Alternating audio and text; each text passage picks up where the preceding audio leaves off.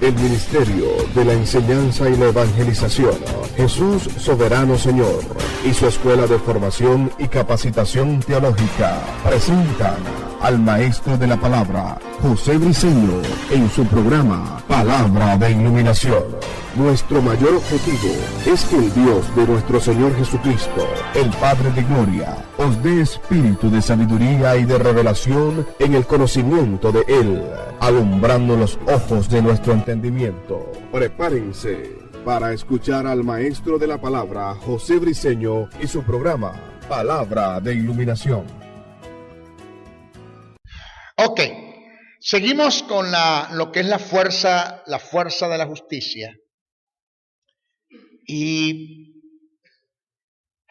nos toca ahora presentar una gran verdad acerca de que vamos a explicar algunos textos que han sido tomados y han sido interpretados en forma eisegética y se le ha dado una mala aplicación, la han sacado de su contexto y hay ciertas verdades allí e intrínsecas que no se han tomado en cuenta para la interpretación. Vamos a ver esto.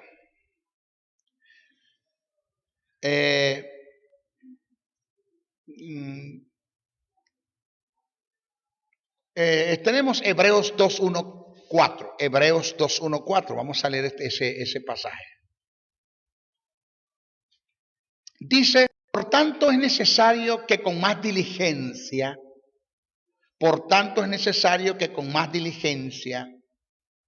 atendamos a las cosas que hemos oído, no sea que nos deslicemos. Porque si la palabra dicha por medio de los ángeles fue firme, y toda transgresión y desobediencia recibió justa retribución, ¿qué recibió justa retribución? El no tomar en cuenta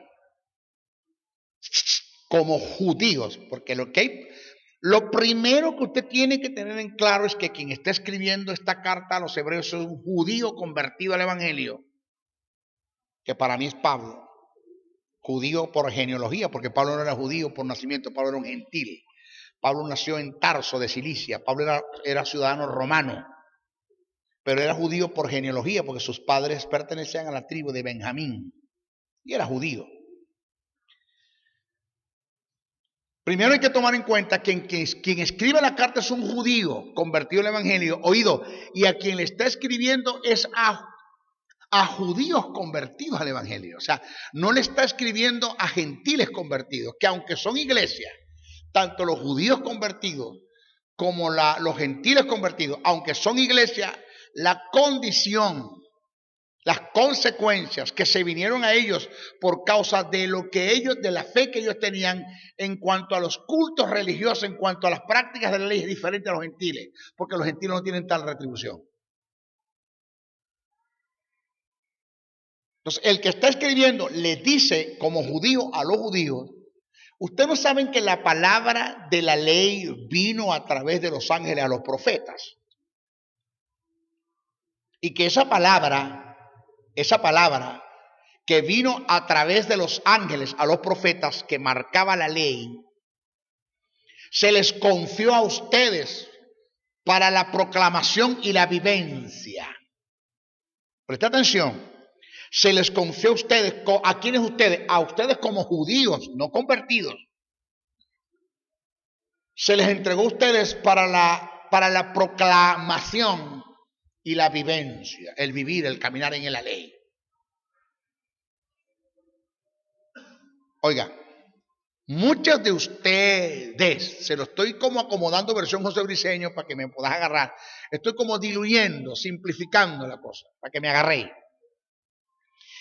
Ustedes como judíos, si no proclamaban y vivían el mensaje que recibieron ustedes a través de los profetas que vinieron por ángeles, ustedes tenían una alta retribución, eran reprendidos por Dios. hasta el punto que muchos de ustedes perdieron la vida.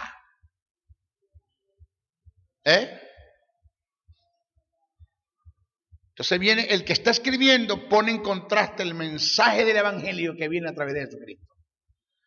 Mas, con cuánto más diligencia tenemos nosotros ahora que velar en la proclamación y la vivencia, la predicación del evangelio que vino por causa de Jesucristo, que vino a través de Jesucristo. Y que no la trajeron los ángeles a los profetas, que vino a través de eso, directamente por Cristo.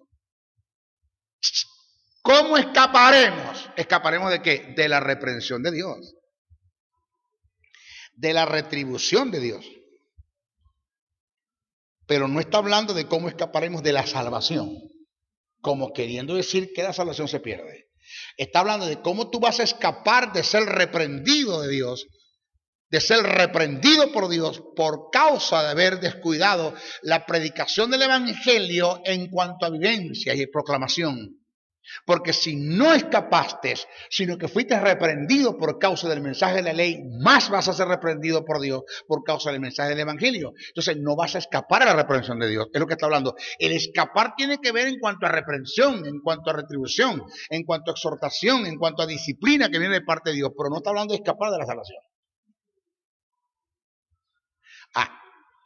Este texto me lo agarró Arminio, Jacobo Arminio, contradiciendo lo que Martín Lutero defendió, Calvino defendió, Juan Hus defendió. Se levantó Arminio y te agarró textos tergiversados, distorsionados, fuera de la verdad de Dios, fuera del contexto bíblico, quebrantando los medios de interpretación bíblica, haciendo una eisegesis de cada uno de ellos, y se lo aplicó a la salvación, y eso es lo que está ahorita pregonando y reinando dentro de la iglesia. Con una salvación que es acondicionada, porque a un loco de la calle, un tipo por allá, llamado Jacobo Arminio, se le ocurrió darle una interpretación muy personal a estos pasajes, cosas que el que está escribiendo no es lo que quiere decir. ¿Está acá? Pero como en la iglesia evangélica, no son todos, pero los hay, tenemos evangélicos que no estudian, lo que hacen es que leen, que han hecho de la Biblia un libro de lectura y no de estudio, y son como los pichones de pájaro que comen con la boca, con los ojos cerrados, abren la boca y comen con los ojos cerrados, y no ven lo que le están metiendo, pues le dicen amén a todo lo que la gente dice. Y no son como los de Berea, que analizaban y estudiaban lo que Pablo decía. Ustedes también tienen el Espíritu de Dios, dice Pablo. Estudien, indaguen, a ver hasta dónde yo tengo razón en lo que digo. No se coman lo que estoy diciendo. Lo mismo digo yo como maestro. No se coman todo lo que yo estoy diciendo. Vamos a estudiar esto. Entonces aquí tenemos el primer pasaje, que ya lo tomaron de forma tergiversada y distorsionada. La sacaron del contexto, la sacaron del contexto cultural, porque quien está escribiendo un judío convertido a judíos convertidos. Que la condición no es igual a la iglesia gentil convertida. Que estos son verdades, óigame, circunstanciales que se presentaron con principios universales que lo podemos tomar nosotros también. Óigame.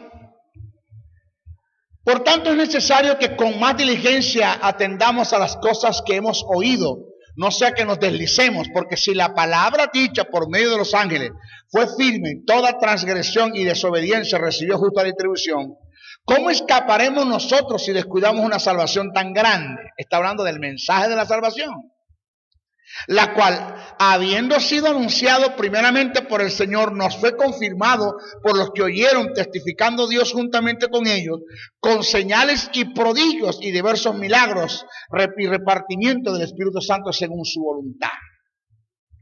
Lo primero que hay que tomar en cuenta es que el escritor de la carta a los hebreos le está escribiendo a judíos convertidos al evangelio, que por haber abandonado sus creencias estaban siendo confrontados por los líderes judíos profesantes de los rituales de la ley, y a su vez estaban luchando con su propia conciencia, que los condenaba por haber abandonado dichos ritualismos estipulados por la ley. Todo el desarrollo de la carta se centra en animar, exhortar a los judíos convertidos a no abandonar las creencias del evangelio, que es más significativo y de más valor que los rituales de la ley. Y es esto. Lo segundo que hay que considerar es que el capítulo 2, en el capítulo 2, el escritor de las epístolas a los hebreos hace una comparación y le da mayor valor al mensaje proclamado por Cristo que a la ley traída por los ángeles y anunciado por los profetas. Y exclama que si el mensaje dado por los ángeles, Hechos 7:53, fue firme, cuánto más las buenas nuevas anunciadas por Cristo que nos fueron confiadas. Por esta razón, el que escribe exclama con gran lamentación al ver la disciplina y la confrontación severa que vendría de parte de Dios para aquellos a quienes le fue confiado el mensaje de salvación y no se ocuparon del mismo. En cuanto a aceptación, vivencia, proclamación, por causa de sus temores, prejuicios y perjuicios internos. Pero está hablando con judíos, no con gentiles. Eso la gente no lo toma en cuenta. Por ejemplo, mis hijos, por favor. Cuando usted lea la carta a los Corintios, entienda que fue a los Corintios que se le escribió. Es que la Biblia dice que está prohibido usar velo. No, eso está en la Biblia. Pero a quien se le escribió eso fue a una iglesia llamada los Corintios, porque quien tenía el problema eran los Corintios, no Éfeso, ni Colosenses, ni Timoteo, ni Filimón, ni los tesalonicenses, ni los filipenses. El problema estaba en los corintios y no es algo doctrinal. El problema del velo no es algo doctrinal, es algo que se dio por causa de una circunstancia, y que Pablo aclara bien qué fue la circunstancia, por qué mandó a poner velo, por qué a la mujer que tiene el pelo largo no le mandó a poner velo, aunque ahora a la mujer que tiene el pelo largo hay que ponerle velo, porque ahora están arrancando los pelos por todas partes.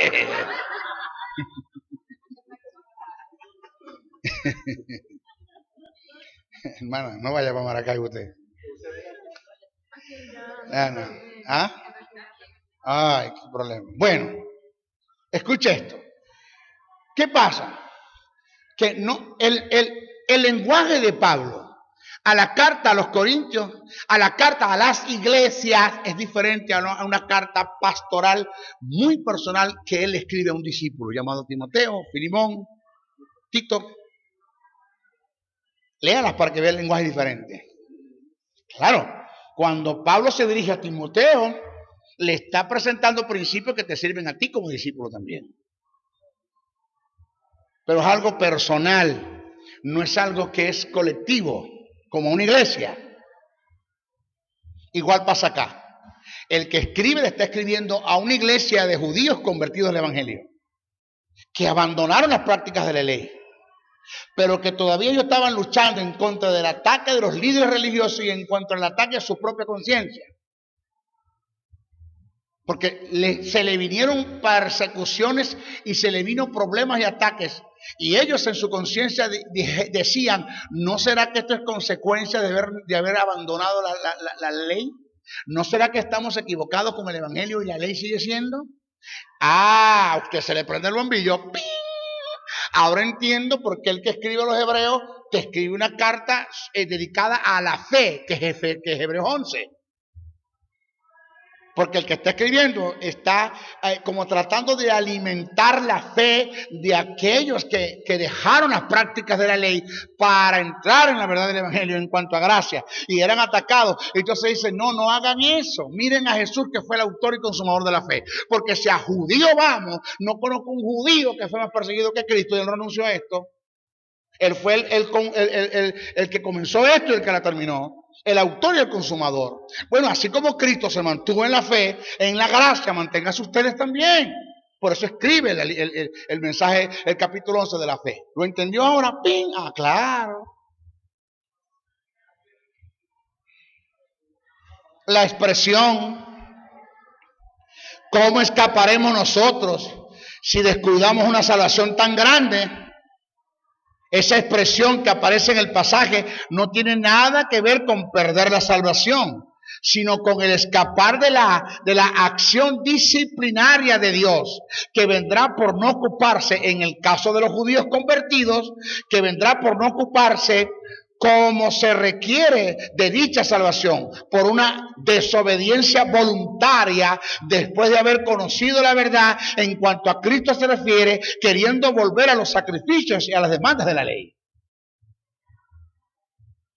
O sea, mis hijos, esto no es fácil. O sea, métase, no me lea el libro de los Hebreos en forma occidental. Leámoslo en forma oriental, en el sentido oriental. Métase usted a estudiar las culturas de los judíos, métase usted a estudiar la ley, métase usted a estudiar lo celosos que eran ellos con la ley, y que de paso a paso, así que así de tan fácil, te presentan una doctrina que viene por gracia, que es un Cristo que te dice que no vivas eso, porque Él cumplió los 613 mandamientos de la ley para que vos no viváis. Es que de fácil es esto, así es la ley, así es la gracia. No lo entendía, no le cabía en la cabeza eso. No les cabe en la cabeza. Tener una lucha interna donde querían o no querían, abandonamos o no abandonamos, ¿qué hacemos? Y por prejuicios y perjuicios, no solamente que no hacían una vivencia del evangelio, sino que tampoco lo proclamaban. Por temores, por prejuicios y perjuicios. Se quedaban callados. No eran pregoneros del evangelio. No anunciaban, no eran embajadores, sino que se mantenían como lo oculto. No es eso. Ustedes están mal delante de Dios. Si ustedes no vivían la ley, no proclamaban la ley, ustedes eran reprendidos por Dios. ¿Cómo cree usted que van a escapar de la reprensión, la disciplina de Dios, si lo hacen con el evangelio? Porque el evangelio es un mensaje de mayor relevancia, de mayor proclamación, de mayor valores que la misma ley. Y si ustedes defendieron la ley, ¿por qué no defienden el evangelio ahora? Es lo que quiere decir que está escribiendo. Ay, mamá. El escritor les advierte que si siendo profesantes de la ley que vino mediante los ángeles y anunciada por los profetas, no escaparon del juicio y la disciplina de Dios por ser transgresores de esta, menos se les pasará por alto la disciplina y la confrontación que tendrán de parte de Dios si menosprecian y descuidan el mensaje del evangelio que vino mediante Cristo. De eso es lo que vas a escapar, no de salvación. No de salvación nada. Porque si la palabra dicha por medio de los ángeles, dice Hebreos 2:2, porque si la palabra dicha por medio de los ángeles fue firme y toda transgresión y desobediencia recibió justa retribución, ¿cuál palabra? La ley. ¿Qué crees tú que te va a pasar si descuidas la predicación del evangelio, que es de mayor valor que la palabra de la ley? No vas a escapar de qué, de la disciplina de Dios, de la represión de Dios. Dios no te va a pasar por alto eso. ¿De eso que está hablando? Pero Jacobo Arminio se le ocurrió agarrar eso y aplicarlo a la salvación y dejarlo que se mueva. Y así todo el mundo lo cree. Eso no es lo que está escrito.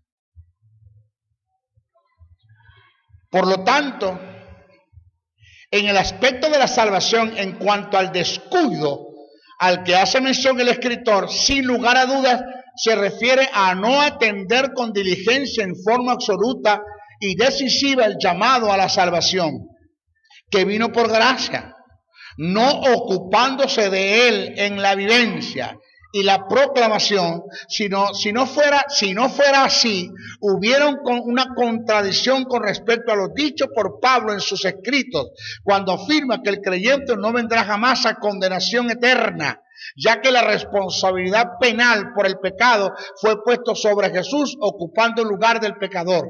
Dicha acción penal de parte de Dios sobre Jesús mediante el Espíritu es irreversible en la vida del creyente una vez que lo haya adquirido por la fe. Indica que si aquí el que me está escribiendo a los judíos convertidos, cuando dice no escaparemos, ¿cómo escaparemos nosotros? Está hablando de escapar de la salvación o de perder de salvación. Hay un contraste con lo que Pablo presenta en las cartas, porque Pablo no dice eso nunca. Pablo nunca presenta la posibilidad de que la salvación usted la puede perder. El otro texto que me agarraron, fíjate, Romanos 8:1-2 dice, ahora pues ninguna condenación hay por los que están en Cristo Jesús, porque la ley de vida en Cristo Jesús me ha librado de la ley del pecado y de la muerte. Ahí Pablo está afirmando una salvación que es eterna.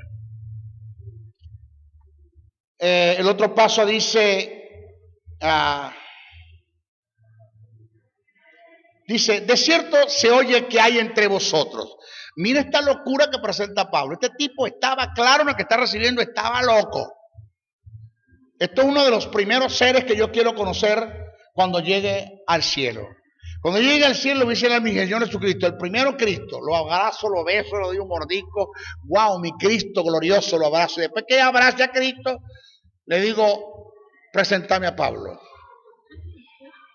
Y me dice, no, pero pues, vení por aquí, que por aquí está Jo. No, Jo, que se espere. Yo quiero ver a Pablo. ¿Por qué? Porque este tipo era loco o estaba claro con lo que estaba recibiendo. Miren lo que me están, escuchen ahora mismo, lo que están sintonizando por internet. Dice Pablo en la primera carta a Corintios, capítulo 5, verso 1 al 5.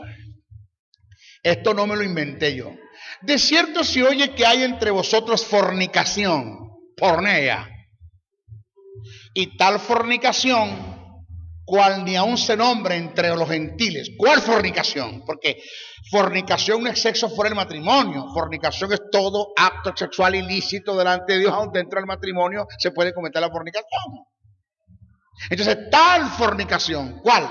Fornicación es sexo fuera del matrimonio, es un tipo de fornicación. La masturbación es un tipo de fornicación. El lesbianismo es un tipo de fornicación. El homosexualismo es un tipo de fornicación. La relación extramatrimonial es un tipo de fornicación. La promiscuidad es un tipo de fornicación. Hay tipos de fornicaciones. Entonces Pablo dijo, tal fornicación, ¿cuál? La que voy a nombrar ahora, la que voy a decir ahora y la que estoy juzgando, no se nombra entre vosotros. De cierto se oye que hay entre vosotros fornicación, y tal fornicación cual ni aún se nombra entre los gentiles, tanto que algunos tienen la mujer de su padre. Esta es la fornicación que está hablando. El tal, ese es el tipo de fornicación. ¿Cuál? Tanto que algunos tienen la mujer de su padre. Y vosotros estáis envenecidos. ¿No debieras más bien haberos lamentado para que fuese quitado de en medio de vosotros el que cometió tal acción? Ciertamente yo, como ausente en cuerpo, pero presente en espíritu, ya como presente he juzgado al que tal cosa ha hecho. ¿Cuál? Que estuvo con la mujer de su padre. En el nombre de nuestro Señor Jesucristo, reunidos vosotros y mi espíritu, con el poder de nuestro Señor Jesucristo, el tal sea entregado a Satanás para destrucción de la carne, a fin de que el espíritu sea salvo el día del Señor. ¡Ay! O sea que se sigue echando el pico a la vieja. Que se destruya, que se acabe de destruir ese hombre. Pero su espíritu es salvo.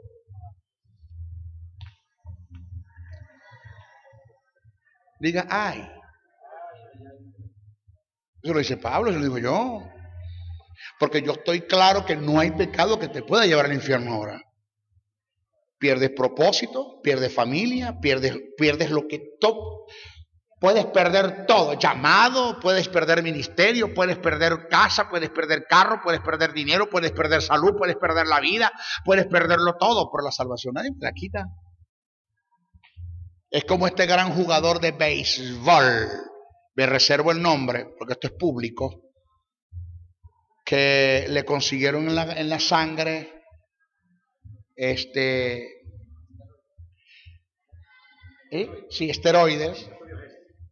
Y resulta que él ganó un premio, y no solamente le dieron el premio, sino los millones que le dieron por causa del premio. Millones le dieron por causa del premio. Ya, cuando le descubren que en ese tiempo él estaba tomando o inyectándose esteroides o droga, le quitan el premio, se lo anula, le anulan el premio. Pero el billete no se lo quitaron. ¿Aló? Así dijo él, me pueden quitar el premio, pero la plática es mía. ¿Quién me quita la plática? Nadie. Igual tú puedes perder el propósito de Dios en la vida, puedes perder muchas cosas, pero la salvación es tuya, Dios te la dio. ¿Quién te la puede quitar? Ni Dios te la puede quitar. Entonces, ¿cómo es que dice Pablo que este tipo se ha entregado? Y cuando dice que se ha entregado, no es que usted va a hacer una oración ahora mismo. Satanás, ven por él, llévatelo. ¡Ah! Llévatelo. ¡Ah! No está hablando de eso. Cuando dice el tal se ha entregado, dice, no lo disciplinen, no lo exhorten, no breguen más con él, no gasten saliva en él, déjenlo quieto. Porque cuando la Biblia dice que muchos fueron entregados y abandonados a merced de su propio pecado, a hacer cosas que no convienen a los santos, Pablo dice que no es que fueron abandonados por Dios, sino que Dios los dejó de disciplinar y de corregir, porque eran tercos en la disciplina y en la corrección. Pues bueno, ellos quieren corromperse, que se corrompan, pero la salvación está. La salvación está. Ahora, ¿lo digo yo? ¿Lo dije yo? No. Primera carta a Corintios 5:1-5, Pablo dice, el tal se entregaba a Satanás para destrucción de la carne, a fin de que el espíritu sea salvo en el día del Señor. ¿Cómo va a ser salvo el espíritu si está echándose a la mujer de su padre? Pablo dice que sí. ¿Cómo va a ser salvo el espíritu con el alma si está teniendo relaciones sexuales con la mujer de su padre? Pablo dice que sí. No. Ponga pausa allí lo que me están escuchando a través del internet. Y no me vaya a multiplicar este CD si lo de gente religiosa, porque le va a reventar el cerebro. Otro texto. Otro.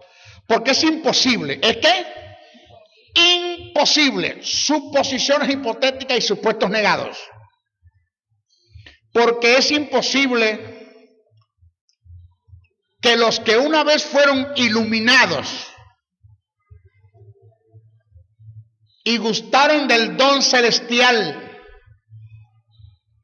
y fueron hechos partícipes del Espíritu Santo y asimismo gustaron de la buena palabra de Dios y los poderes del siglo venidero y recayeron. Ay, pero por favor, vamos a leer, vamos a estudiar la Biblia, ¿sí? No a leer. Y dice, ¿y qué? Y recayeron. No dice, y se descarriaron. No está hablando del simple creyente que no viene más a la iglesia y se descarrió. Está hablando de recaer, que significa volver al estado caído en Adán. Morir espiritualmente otra vez, lo que está hablando allí. Está hablando de volver a morir espiritualmente, no de recaer. El término recaer no es aplicable al descarriado. El término recaer es caer por segunda vez. Volver a estar en el estado de Adán en el que tú estabas, de la cual Cristo te libró. Eso es imposible. No.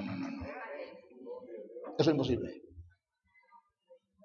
Lo que pasa es que me leíste la Biblia en el pensamiento arminiano, porque así te lo explicó Arminio, y porque así eso está en la iglesia. Eso se llama tradición, y eso se ha convertido en una fortaleza que no le da cabida a esto, porque cuando yo digo esto como que te patea, ¡pau! Y rebota, y no tan fácil lo recibes así. Porque los que me escuchan a través del CD o a través de este medio de internet o a través de la radio, cuando oyen esto, les patea, los confrontan, pon pause, apagan la radio. No es así. Y cuando la gente dice no es así, es porque están bloqueados, porque tienen una fortaleza por una tradición que enseñó Arminio y que la iglesia se desarrolló, pero que nadie se ha sentado a ver hasta dónde esto es una verdad. Entonces, prefieres mantenerte en el engaño, creyendo que es una verdad, porque óigame lo que le voy a decir, una mentira toma fuerza como una verdad cuando tú la crees. Y una mentira dicha muchas veces toma fuerzas como una verdad. Y se ajusta perfectamente al carácter de la gente, forma el carácter de la gente y se hace una doctrina. Y así vive la gente, esclavizados, amargados, harapientos, enfermos, obstinados, preocupados por perder la salvación. Si Cristo viene me quedo. Porque esa es otra cosa, que a usted le dice a su pastor o su líder, vive en santidad porque si Cristo viene y usted está en pecado, usted se queda.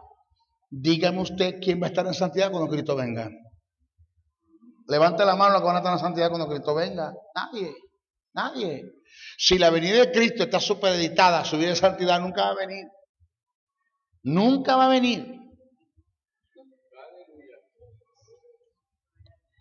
Entonces, porque es imposible que los que una vez fueron iluminados y gustaron del poder celestial y fueron hechos partícipes del Espíritu Santo y asimismo gustaron de la buena palabra de Dios y de los poderes del siglo venidero y recayeron, sean otra vez renovados para arrepentimiento. Oiga, sean otra vez renovados para arrepentimiento. Miren la ilación de pensamiento. Crucificando de nuevo para sí mismo a Jesús, al Hijo de Dios, y exponiéndolo a vituperio. O sea, ¿de qué está hablando? De supuestos negados, de suposiciones hipotéticas. En un supuesto negado. Supongamos que sí, supongamos un supuesto negado. Que vos podáis recaer. O sea, que podáis morir espiritualmente. Supongamos, supuesto negado. ¡Ey! Para sacarte de allí, tengo que volver a mandar a morir a Cristo en la cruz del Calvario. Para sacarte de ese estado de pecado caído en Adán, otra vez por segunda vez, tengo que volver otra vez a mandar a Cristo a morir en la cruz otra vez. De la cual no puede Cristo volver a morir. De la cual un solo sacrificio se hizo. Indica que todo lo que estoy diciendo son suposiciones hipotéticas y supuestos negados, cosas que no pueden pasar con ustedes. Quiere decir que si uno de ustedes vuelve a los sacrificios de la ley es porque no nació de nuevo. Ya. No nació de nuevo. Porque no se puede recaer. Ya. Punto. ¿Te lo explicaron así en la iglesia? ¿Se lo explicaron así en la iglesia? Yo le doy gracias a Dios por haber confiado en mí en esta palabra. A veces le digo, Señor, ¿quién soy yo? ¿Quién soy yo para que me confíes esta verdad? Un niño de la calle, abandonado, sin padre, sin madre, en una delincuencia, en un barrio. Dios escoge y le da estas verdades. Es que no hay gente con mayores capacidades que las mías fuera de este recinto. Es que no hay gente, Señor, que no haya caído en el terreno tan bajo como el que yo caí, en una delincuencia infantil. Sí lo hay. Me dijo Dios, sí lo hay, pero a mí me dio la gana que fueras tú. Sí lo hay, pero yo quise que fueras tú. Y ya, punto. Por eso no tengo cómo pagarle a Dios esto. Y sé la responsabilidad que tengo cuando digo estas verdades de lo atacado que soy, de lo que dicen de mí, de falso, de mentiroso, de falsante, todo que no me han dicho.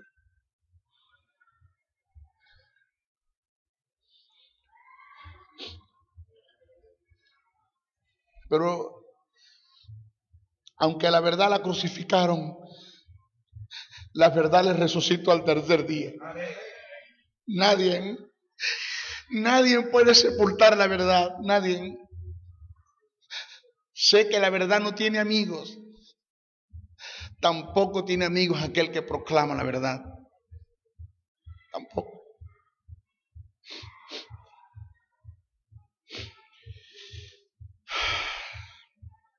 Dice, porque la tierra que bebe la lluvia, que muchas veces cae sobre ella, produce hierbas provechosas, aquellos por las cuales es labrada, recibe bendición de Dios. Pero la que produce espinos y abrojos es reprobada y está próxima a ser maldecida y su fin es el ser quemada. Hebreos 6, 4, 8. Vamos a explicar eso. Vamos a explicar eso. Presta atención a esto, por favor. Miren, lo primero que debemos tomar en cuenta es que a quien se le escribe la carta son creyentes genuinos.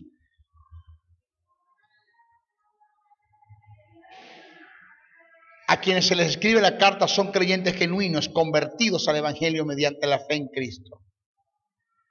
Que no son meros profesantes que estuvieron dentro del seno de la iglesia y después renegaron de la fe. Esto lo digo por algunos elementos que están dentro del pasaje que nos dan indicio de esto. Vamos a leer, vamos a estudiar, ¿verdad? Vamos a estudiar. Los que fueron iluminados, ese término aparece allí, los que fueron iluminados. Vamos a ver a qué referencia está haciendo. Este término hace referencia a aquellos que por el Espíritu Santo fueron convencidos de pecado al iluminar su entendimiento por el conocimiento de la palabra, saliendo del estado enceguecido en el cual los tenía Satanás. Segunda carta a Corintios 4:4. Segundo término, gustaron del don celestial. Esto equivale y hace referencia a los que recibieron a Cristo como su Salvador.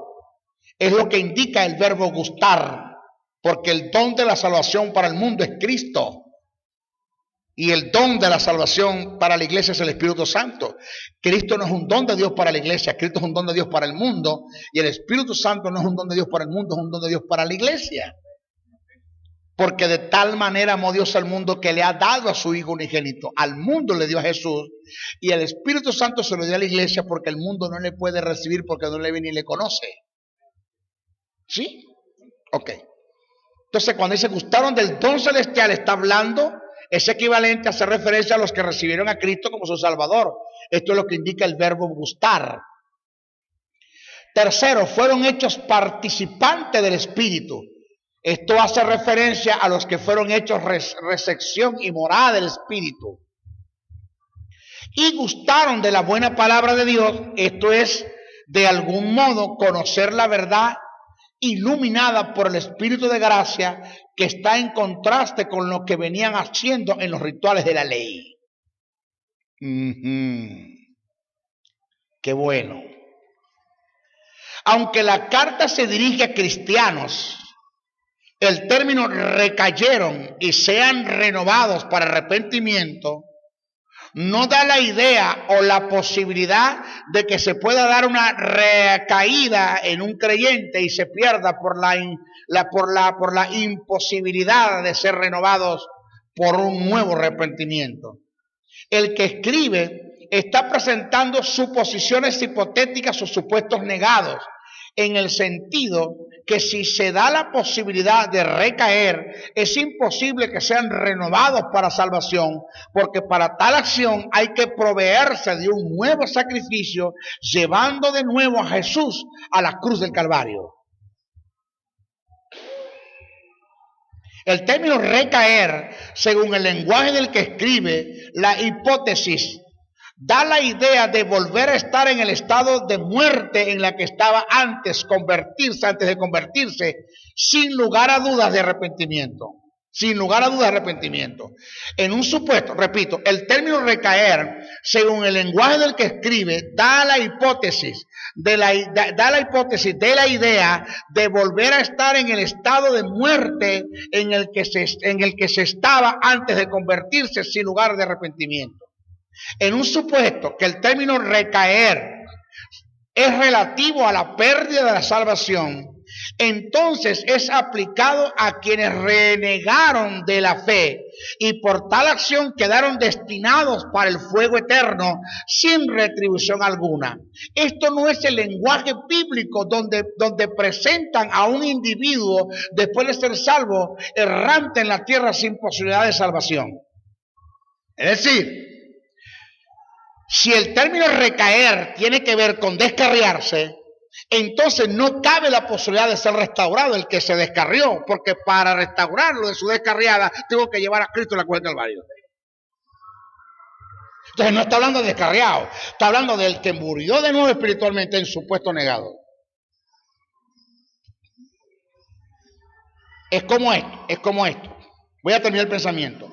Por esta causa, el término recaer, según el lenguaje del que escribe, no es aplicado a quien por descuido tuvo un desliz, o por igual a aquellos que premeditadamente cometieron un pecado, ya que él al acudir al perdón por su arrepentimiento, al confesar su pecado y apartarse de él mismo, volverán a la comunión con Dios. Por otro lado, si el recaer tiene que ver con morir en el estado de pecado, entonces, ¿para qué la reprensión que hace el que escribe al decir que es imposible sacrificar a Cristo de nuevo para arrepentimiento? Si después de la muerte no hay posibilidad de salvación, entonces ¿por qué el que escribe dice que es imposible mandar a Cristo a través de la cruz del Calvario? De modo que no está hablando de cosas que pueden suceder, sino de supuestos negados. Esto indica que el recaer tampoco hace referencia a los que mueren en pecado, siendo nacidos de nuevo, porque es imposible morir otra vez.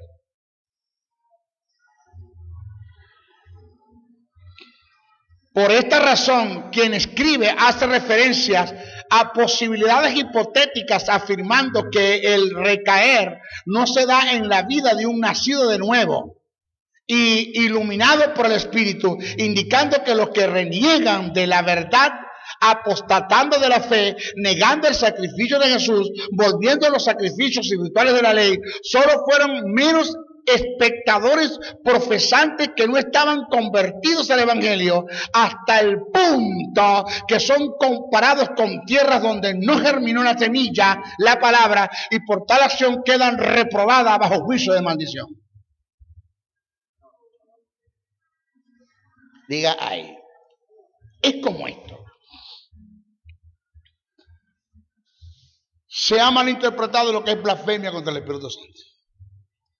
La hermana Petra habló en lengua, el hermano Juan dice, ese es del diablo, blasfemaste, listo para el infierno. Eso no es blasfemia. La blasfemia contra el Espíritu Santo es un pecado que la iglesia no puede cometer. Porque Jesús echa fuera un demonio por el Espíritu. Y los que están al frente dicen, por Beelzebú echa fuera demonio. ¿Dónde estuvo el pecado? En que le atribuyeron la obra del Espíritu Santo a través de Jesús, en Jesús al diablo. Ahí no estuvo la blasfemia. El término blasfemar significa resistir, encarar, hacer afrenta a la obra primordial que el Espíritu Santo viene a hacer en el mundo, que es convencerlo de pecado. De pecado, no de pecados, de pecado. Singular, no el plural. El Espíritu Santo se va a encargar de hacerle ver la necesidad que tiene el pecador o el que está condenado de salir del estado de condenación. Los va a convencer del estado en la que están. Al convencerlo del estado en la que están, los hace sentir culpables. Al hacerlo sentir culpable, pues les crea la necesidad de un Salvador. Al crearle la necesidad de un Salvador, le presenta el don de la salvación que es Cristo. Al aceptar el don de la salvación que es Cristo, pues se salvan.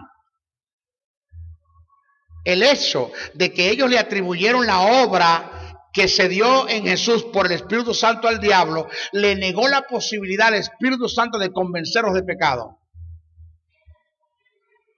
Al no convencerlos de pecado, pues no se sienten culpables. Al no sentirse culpables, no se crea la necesidad de un Salvador. Al no crearse la necesidad de un Salvador, pues no aceptan a Cristo como el don de la salvación. Y al no aceptar a Cristo como el don de la salvación, no tendrán perdón en este siglo ni en el venidero. Es lo que está hablando el que escribe, que Jesús, Mateo, de lo que Jesús dijo.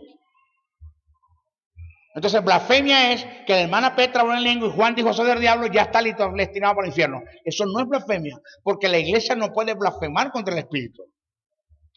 La iglesia puede cometer actos de profanación, de detracción y sacrilegio en contra del Espíritu Santo como templo, y eso lo lleva a contristar y a apagar el Espíritu en la vida de él. ¿Qué otra cosa? ¿Cómo dice el texto? Porque la tierra, siguiendo la dirección del pensamiento que venimos hablando, porque la tierra que bebe la lluvia, que muchas veces cae sobre ella y produce hierbas provechosas, aquellos por las cuales es labrada, recibe bendición de Dios. Pero la que produce espinos y abrojos es reprobada y está próxima a ser maldecida y su fin es ser quemada. Vamos a ver lo otro. Lo otro que hay que tomar en cuenta es que la vida espiritual o llamada eterna no puede entrar en un hombre por segunda vez, ya que no hay una segunda oportunidad para tal acción, porque esa vida se dio por un solo sacrificio que se hizo una vez y para siempre. Hebreos 10, 4, 12. Igualmente, la muerte no puede entrar en un hombre por segunda vez, porque esto se dio una sola vez en Adán. Por esto afirmamos que la proclamación que presenta el escritor a los hebreos son suposiciones hipotéticas o supuestos negados, negando la posibilidad de que este acontecimiento le pase a uno que haya nacido de nuevo, y afirmando que quien reniega de la fe y apostatan en contra de ella son judíos no convertidos, menos profesantes, agentes nominales que estaban introducidos dentro de la iglesia. En resumen, la enseñanza aquí es sencilla. No es posible que un cristiano caiga de la gracia y pierda su salvación, entrando por segunda vez en un estado de muerte para condenación y se mantenga errante, destinado para el infierno. No puede la muerte entrar por segunda vez en aquellos que han sido justificados por Cristo y que por causa de la justicia hayan obtenido la vida eterna. Reitero, todo lo que el escritor presenta son suposiciones hipotéticas y lo que es lo mismo, supuestos negados. Te lo voy a diluir. Si el término recaer tiene que ver con el descarriado, entonces el que se descarrió queda eternamente errante en la tierra sin posibilidades de salvación. ¿No está claro? Porque el que dice el que recae no tiene posibilidad de salvación. ¿Por qué? Porque tengo que enviar otra vez a Jesús a morir en la cruz del Calvario. Eso no puede ser. De modo que si el término recaer allí en Hebreos es aplicable al que se descarrió, entonces el que se descarrió eternamente y está errante eternamente en la tierra sin posibilidad de salvación, porque eso es lo que dice el que escribe los Hebreos. De modo que el que está escribiendo no está hablando de un supuesto descarriado, está hablando de uno que recae, que muere por segunda vez, que cae en el estado de Adán, y el que escribe dice, esto es imposible hacerlo, pero también es imposible que si esto es un supuesto negado llega a suceder, es imposible restaurarlo del estado, porque tengo que mandar otra vez a Jesús a morir en la cruz del Calvario. Entonces las dos cosas son imposibles. ¿Cuál? El recaer y el mandar a Cristo otra vez a la cruz del Calvario.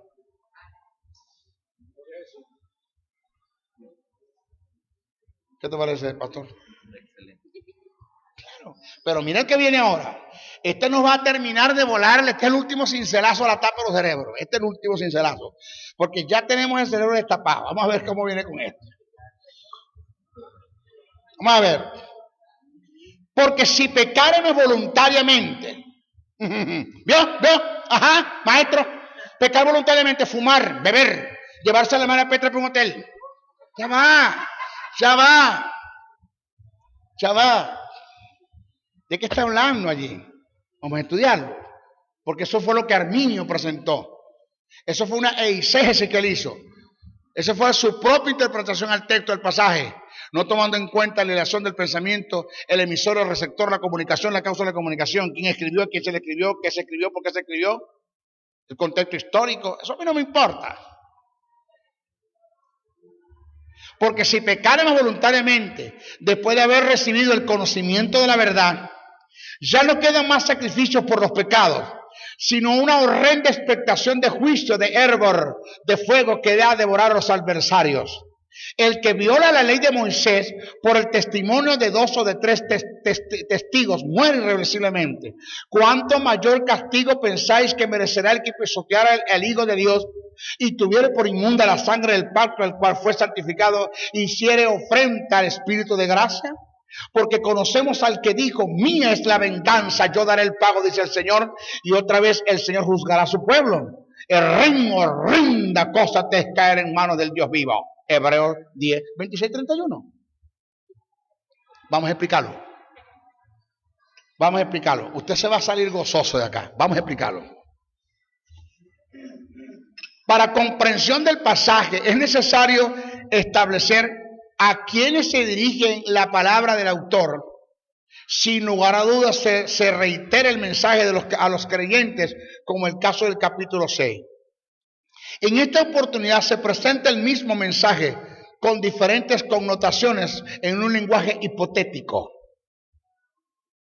El pecado voluntario. El pecado voluntario que menciona el escritor está relacionado a volver a los ritos de la ley, sacrificando corderos en forma voluntaria después de haber tenido conocimiento a través de la palabra del verdadero cordero que ya fue inmolado una vez y para siempre. Diga, ay. O sea que cuando dice si pecáremos voluntariamente, dice si pecáremos, porque el que escribe es judío. Si pecáremos voluntariamente, el que dice si pecáremos está hablando si vuelves otra vez a sacrificar cordero, a derramar sangre en el altar, porque ya el cordero fue sacrificado en la cruz del Calvario. Esto indica que si me sigues derramando sangre de cordero, que es el tipo del antetipo que es Cristo, entonces estás pisoteando la sangre del antetipo. No. ¿Me entendió esta gente, hermano? Pero lo mismo pasa. Te voy a hablar de una verdad paralela. Lo mismo pasa los que están usando aceite como tipo del Espíritu dentro de la iglesia. Eso es un pecado voluntario que se comete en contra de la persona del Espíritu. Porque la Biblia en ninguna parte dice que el aceite es tipo del Espíritu, en ninguna parte. Pero en un supuesto negado, negamos la posibilidad, pero no es, porque no es. En un supuesto negado, que el aceite sea tipo del Espíritu. ¿Para qué seguir usando aceite si ya tenemos el antetipo que es el Espíritu? Porque el tipo es el que le da anuncio al antetipo y el antetipo es el que le da cumplimiento al tipo. Entonces, si el tipo es el aceite del antetipo que es el Espíritu y ya tenemos el antetipo, ¿por qué seguir usando aceite si ya tenemos el antetipo? Indica que el tipo pierde fuerza cuando el antetipo se manifiesta. Entonces, ¿para qué seguir usando aceite, señores? Es que no está en el Espíritu. Eso es un pecado en contra de la persona del Espíritu. Eso es un pecado voluntario. Lo mismo pasa.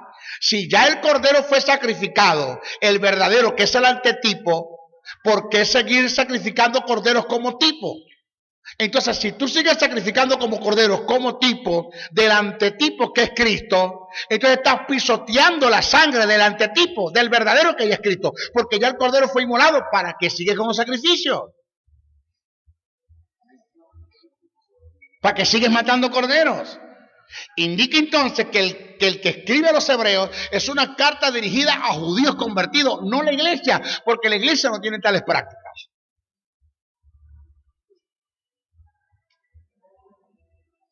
Ay.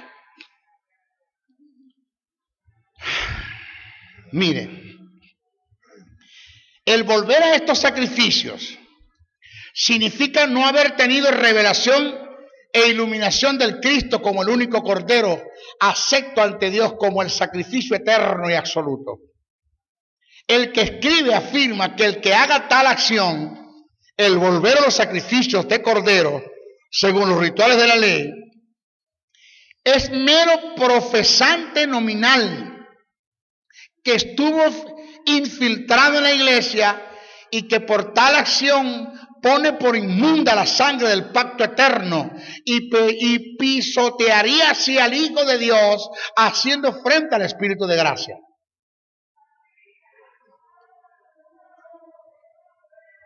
¿Haciendo qué? Afrenta, ¿de qué estamos hablando? Blasfemando en contra del Espíritu. O sea, nunca fueron convencidos por el Espíritu de pecado. Por tanto, nunca se convirtieron. Por tanto, están en la condición caída en Adán. Por tanto, no recayeron porque todavía están allá. Y por eso vuelven allá al sacrificio de los corderos. Y haciendo esto, pisotean la sangre del pacto, pisotean al Hijo de Dios en el sacrificio eterno que ya se dio y siguen haciendo frente al Espíritu de gracia porque el Espíritu nunca los podrá convencer de tal acción, de lo que están haciendo, porque se mantienen allá.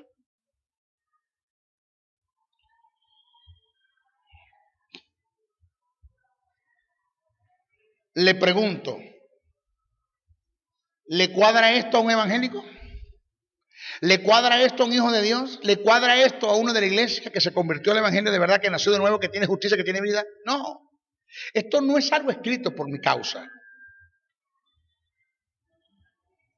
El lenguaje del escritor nos indica con el verbo conocer que se trata de uno que es devoto a la ley y fue vividor de ella, ya que afirma en sus mensajes, pues conocemos. Ella, el que escribe, era judío. Conocemos al que dijo, mía es la venganza, yo daré el pago, dice el Señor. ¿Quién dijo esto? En el Antiguo Testamento. El que escribe, conocedor de la ley.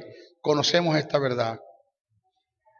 Por otro lado, la frase, y otra vez el Señor juzgará a su pueblo, nos afirma con exactitud que se hace referencia a judíos no convertidos que apostatan de la verdad en cuanto a Cristo como el Cordero, después de tener un conocimiento meramente intelectual para volver a los sacrificios y a los rituales de la ley. Por otro lado, la frase otra vez relacionada al juicio no es consecuente con la iglesia, ya que ella, quien la iglesia, no ha pasado por ningún juicio de parte de Dios. Ay, ay, ay. Esto le da fuerza a lo antes dicho, de que el escritor está haciendo referencia a judíos no convertidos, meros simpatizantes que estaban infiltrados en la iglesia. Entonces, el que escribe dice, otra vez el Señor juzgará a su pueblo. ¿Cuándo la iglesia ha sido juzgada por Dios? Nunca. Entonces no hay otra vez para la iglesia. Indica que el que está escribiendo le está escribiendo a judíos convertidos que van a recibir el juicio de Dios de tantos juicios que Dios los ha juzgado a ellos. ¿A quién? A la nación de Israel. Otra vez van a ser juzgados por Dios. ¿Aló? El problema es que nosotros leemos, Edgar, no estudiamos la Biblia, leemos. En conclusión, acerca del tema de la pérdida de la salvación, estos pasajes que estudiamos, extraídos del libro de los Hebreos, no se debe tomar como fundamento doctrinal para afirmar que un creyente puede perder la salvación. Por tanto, fíjese vamos a leer por tanto, amados míos, como siempre habéis obedecido, no como en mi presencia solamente, sino mucho más ahora en mi ausencia, ocupaos de vuestra salvación. Uno, no te dice que te preocupes, que te ocupes. Dos, no te dice que la guardes. La Biblia dice que guardemos nuestra salvación con temor y temblor. ¿Dónde dice guardar allí? ¿Dónde dice guardar? La Biblia dice que ni una hoja de los árboles cae si no es por la voluntad de Dios. ¿Dónde está eso en la Biblia? Eso es una canción. Ni la hoja de los árboles se mueve. Eso lo canta la iglesia y lo dice la Biblia. ¿Dónde dice la Biblia eso? Un viejito me discutió a mí. La Biblia dice que el que no coge consejo no llega viejo. Yo le dije, no, mayor, eso no lo dice la Biblia. Sí lo dice, no lo dice.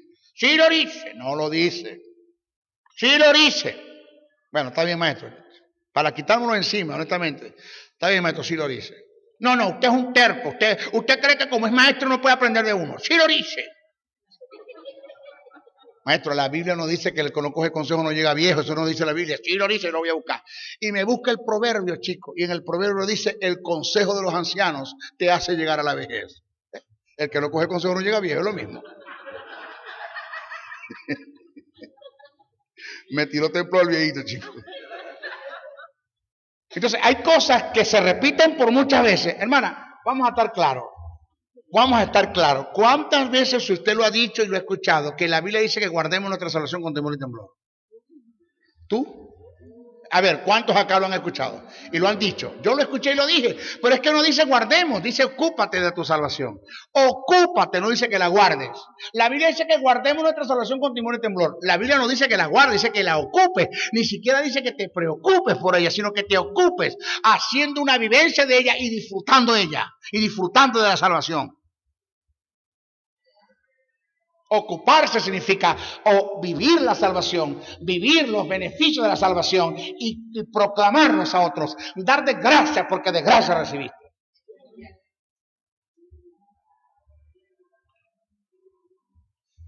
Ocupaos de vuestra salvación con temor y temblor, porque Dios es el que en vosotros produce el querer como el hacer por su buena voluntad.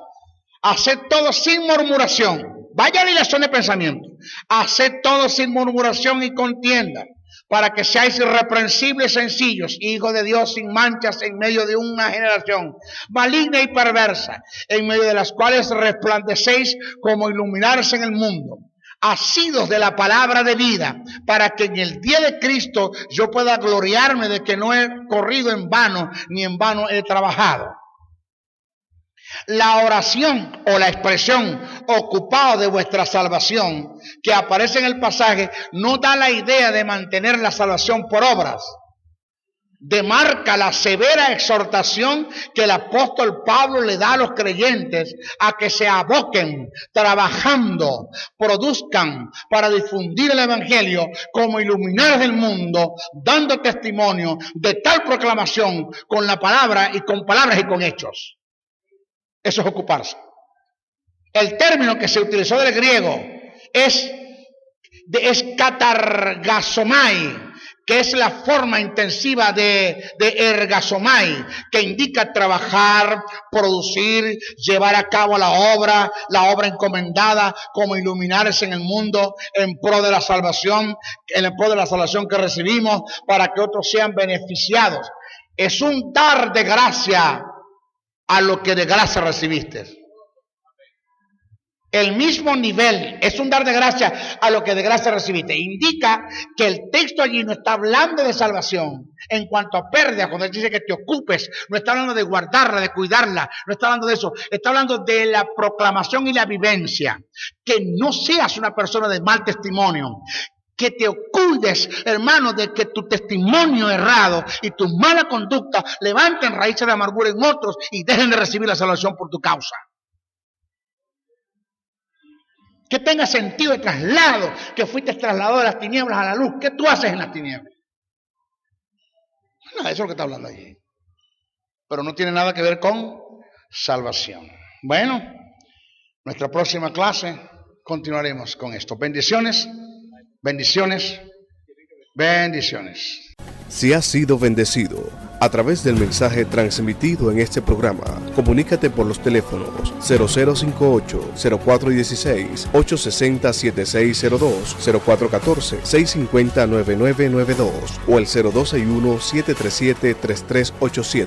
Escríbenos al correo electrónico meejesussoberano77@hotmail.com. Y si deseas seguir disfrutando de estos mensajes, ingresa a nuestro canal en YouTube o visítanos en el Facebook. Será hasta una nueva oportunidad en su programa Palabra de Iluminación.